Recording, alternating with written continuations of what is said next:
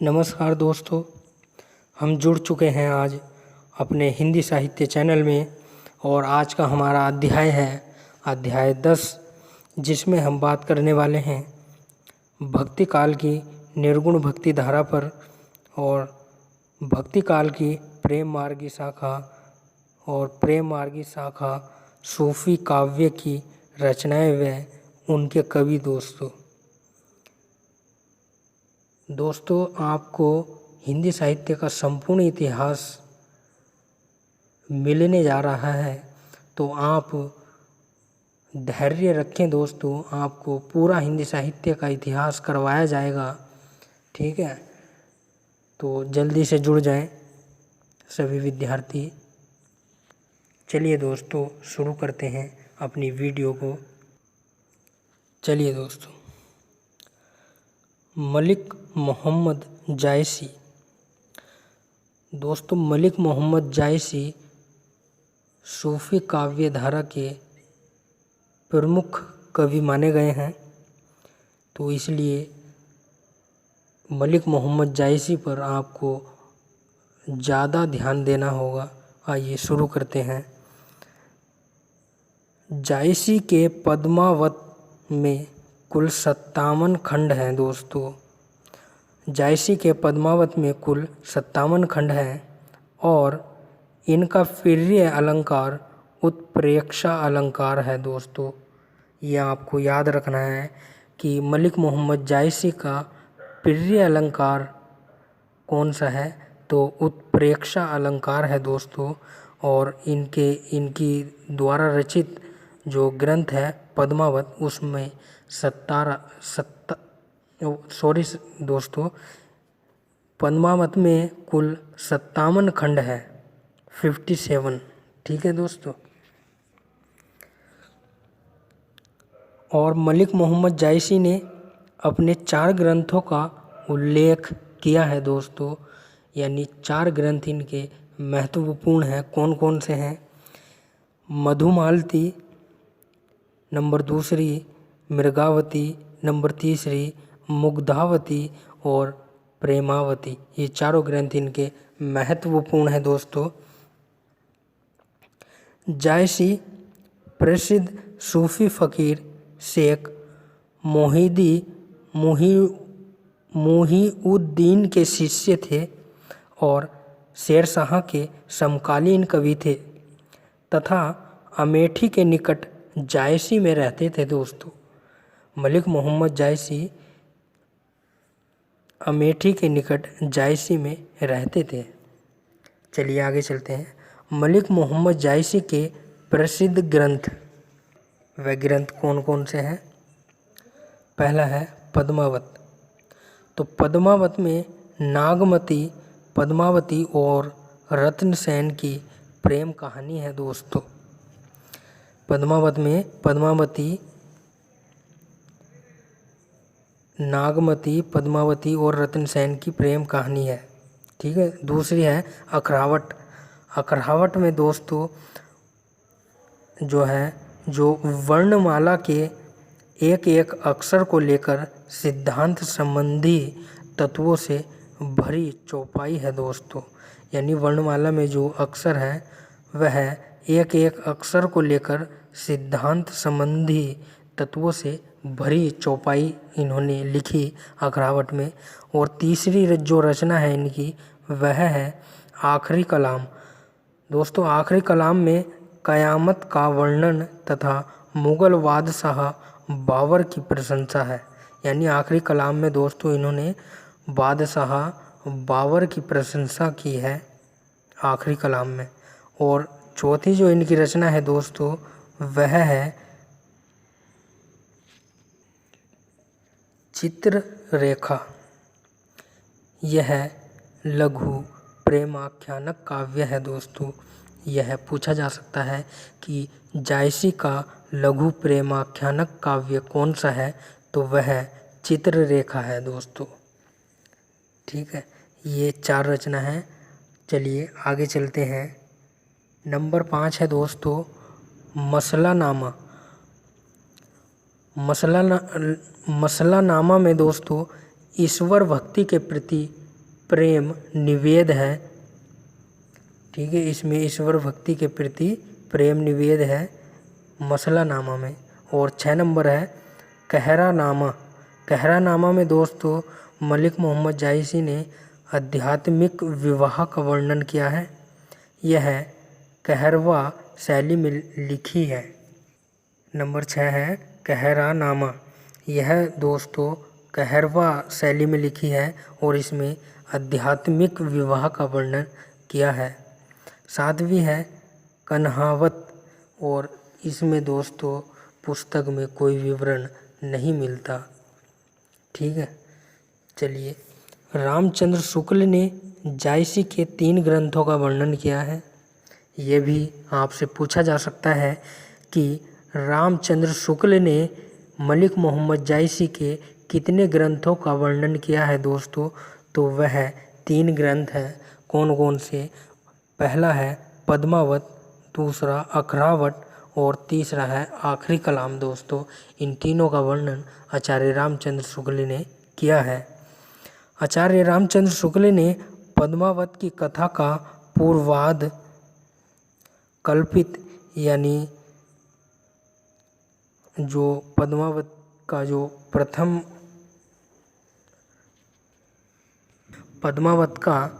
प्रथम सार है वह कल्पित, और जो बाद का सार है दोस्तों वह ऐतिहासिक के तौर पर वर्णन किया है दोस्तों इन्होंने आचार्य रामचंद्र शुक्ल ने।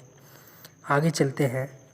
आचार्य रामचंद्र शुक्ल ने कहा है कि कबीरदास ने केवल विभिन्न प्रतीत होती हुई परोक्ष सत्ता की एकता का आभास दिया था।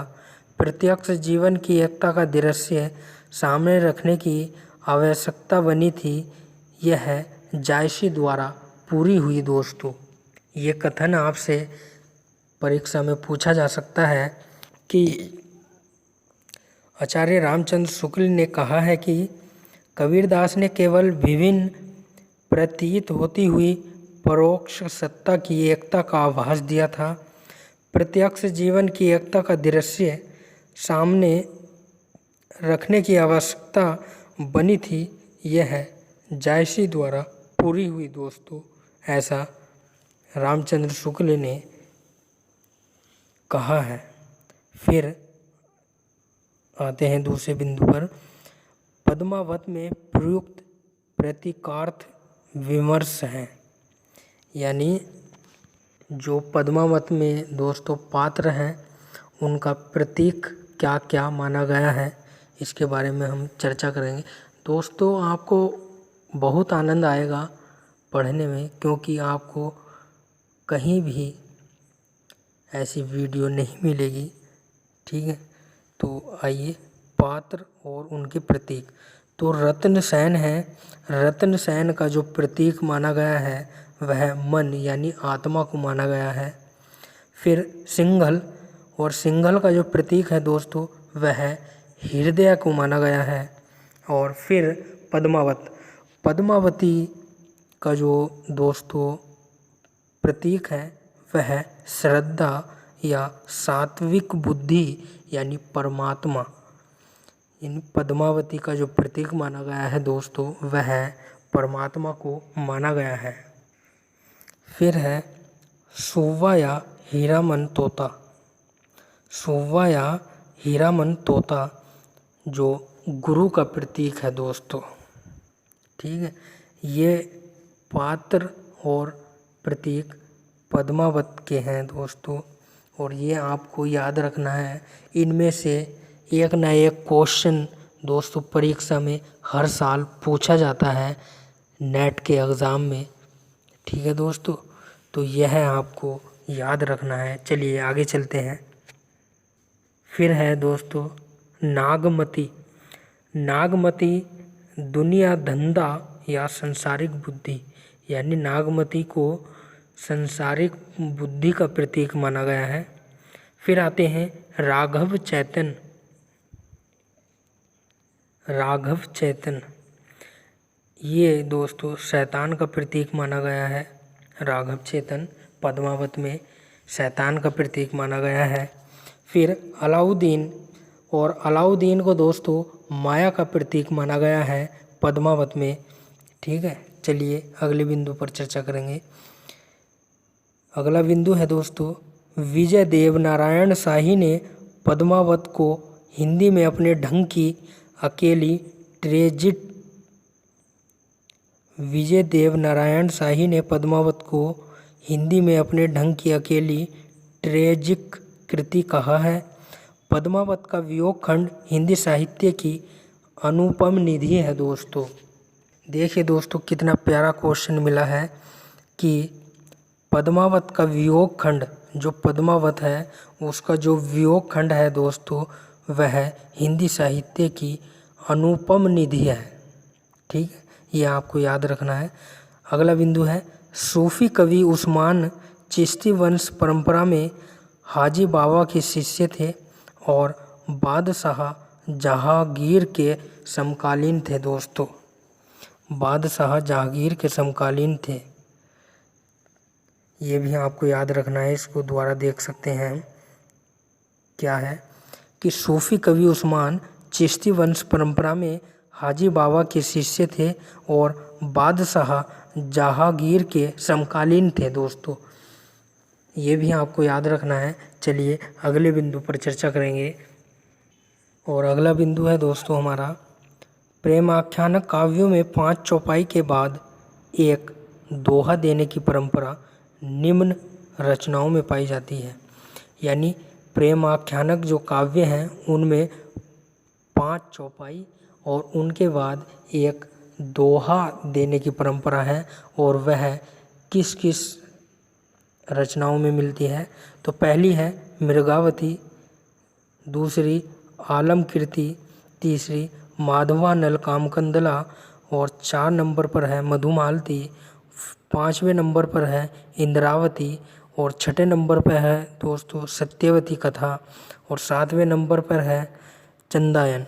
ये 7 रचना है दोस्तों प्रेम आख्यानक की, जिसमें दोस्तों 5 चौपाई के बाद एक दोहा देने की परंपरा है।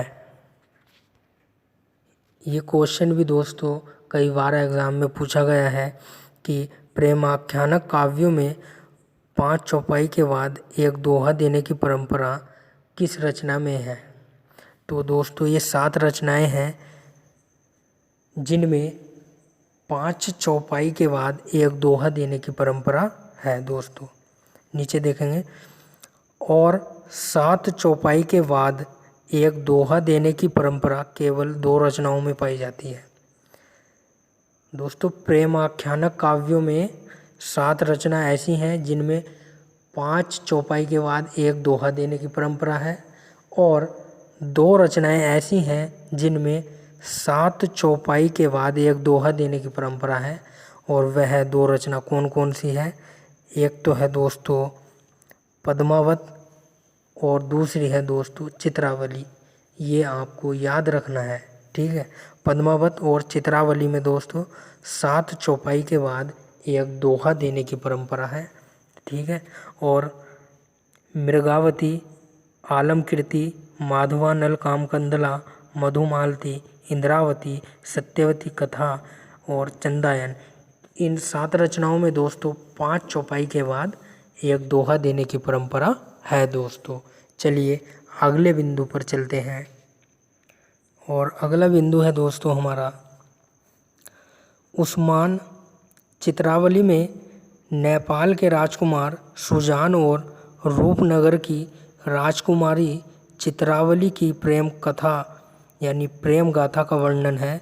और चित्रावली में अंग्रेज़ों के द्वीप का भी वर्णन किया गया है दोस्तों। उस्मान की चित्रावली में क्या है, उस्मान की चित्रावली में नेपाल के राजकुमार सुजान और रूपनगर की राजकुमारी चित्रावली की प्रेम गाथा का वर्णन है, और चित्रावली में अंग्रेज़ों के द्वीप का भी वर्णन किया गया है दोस्तों। दूसरा बिंदु है, नूर मोहम्मद दिल्ली के बादशाह मोहम्मद शाह के समकालीन थे और इन्होंने फ़ारसी भाषा में रोज़तुल हकाए नामक ग्रंथ की रचना की।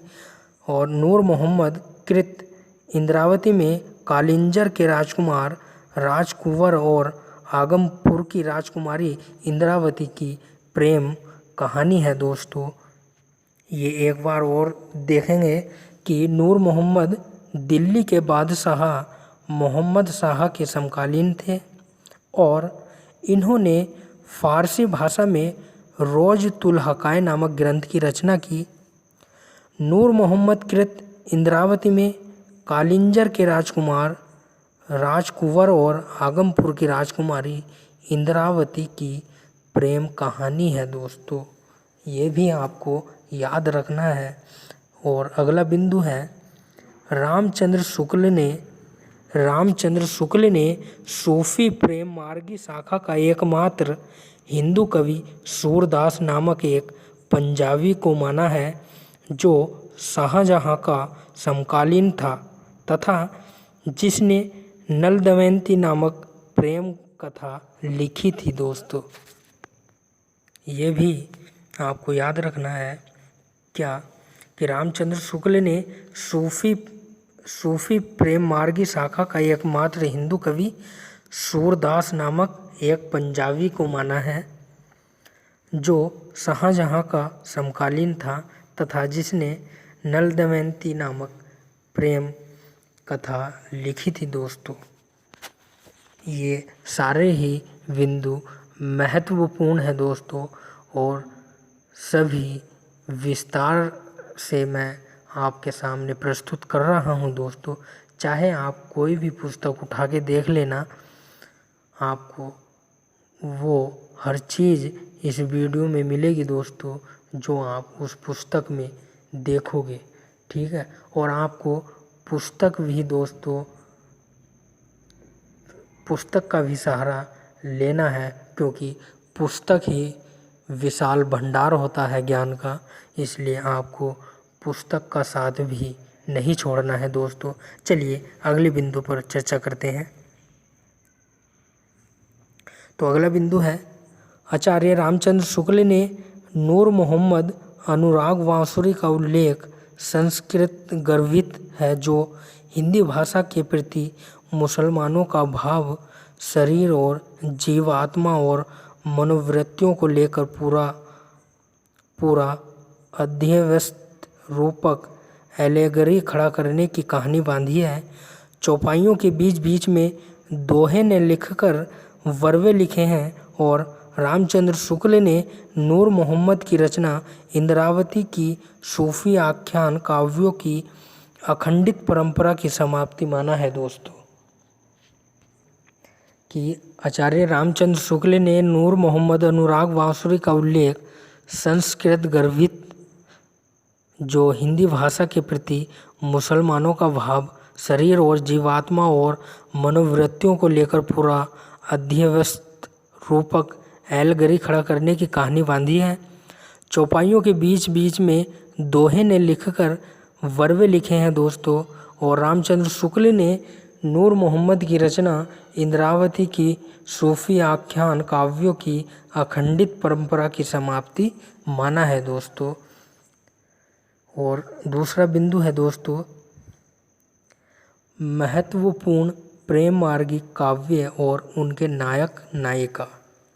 तो इधर काव्य और नायक नायिका, तो दोस्तों चंदायन लोरिक यानी चंदा, सत्यवती कथा का जो नायक है वह नायक या नायिका तो राजकुमारी सत्यवती और ऋतुपर्ण नायक है और सत्यवती नायिका है किसकी, सत्यवती कथा की।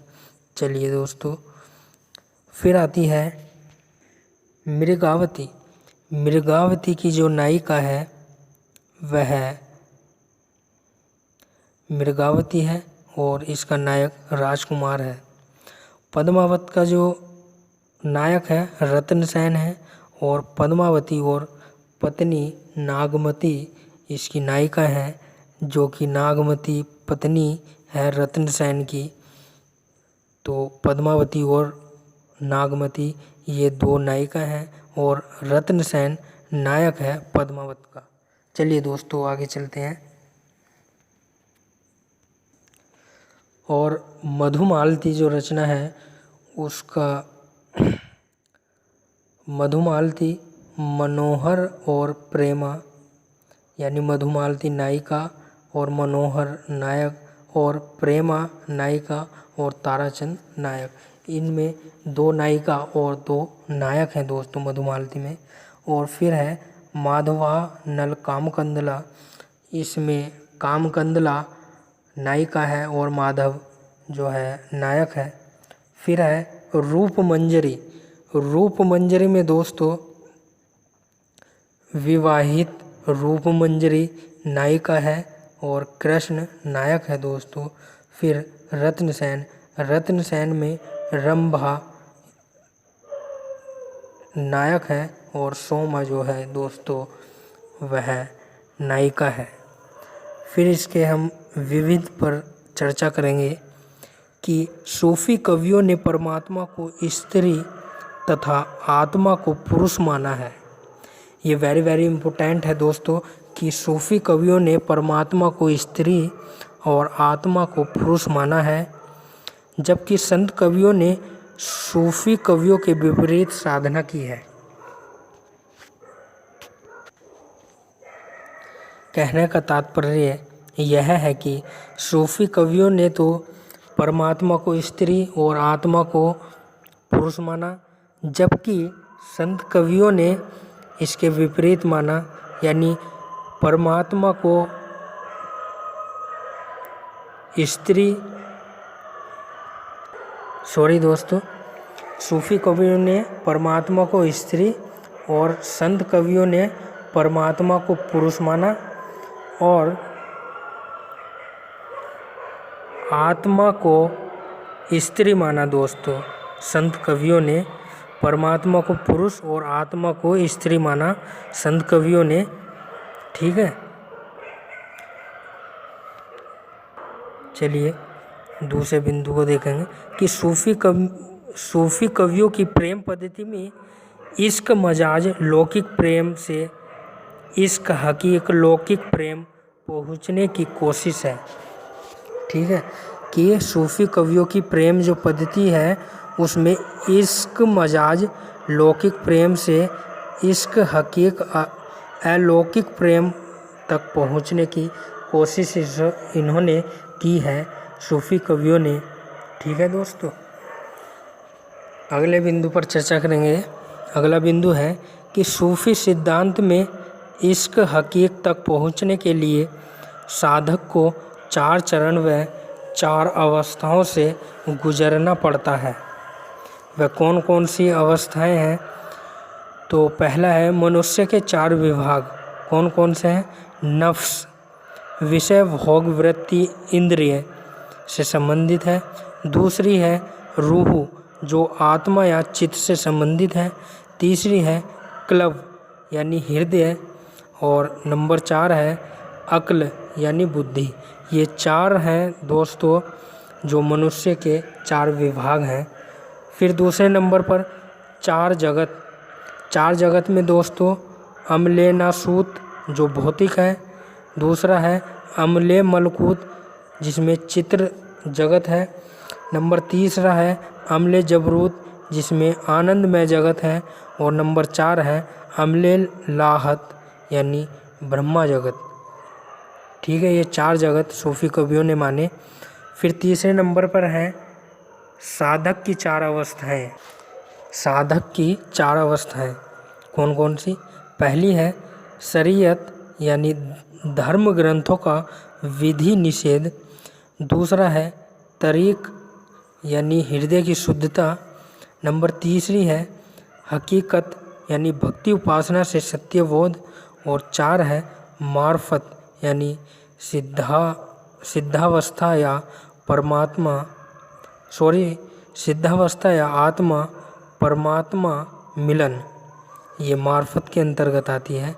तो दोस्तों आज हमने सूफी काव्य धारा भी अपनी जो भक्ति काल के अंतर्गत आती है संपूर्ण की है, और अगली वीडियो में दोस्तों हम चर्चा करेंगे सगुण भक्ति धारा की, जो भक्ति काल की दूसरी धारा है सगुण भक्ति धारा।